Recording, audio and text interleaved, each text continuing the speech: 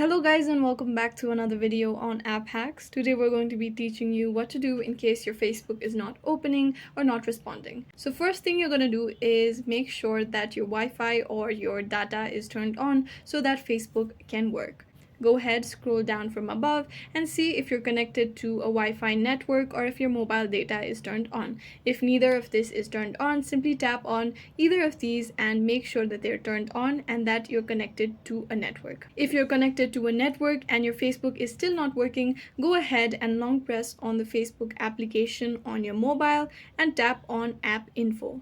After that, go ahead and tap on Restrict Data Uses and now make sure that both of these options are selected. That is, Wi-Fi and your mobile data are selected. After you've selected both of these, tap on OK. Make sure that the app permissions for Facebook is turned on. So make sure that all of the permissions for Facebook are allowed. After that, go ahead and check if Facebook is working. If it's still not working, go back to App Info.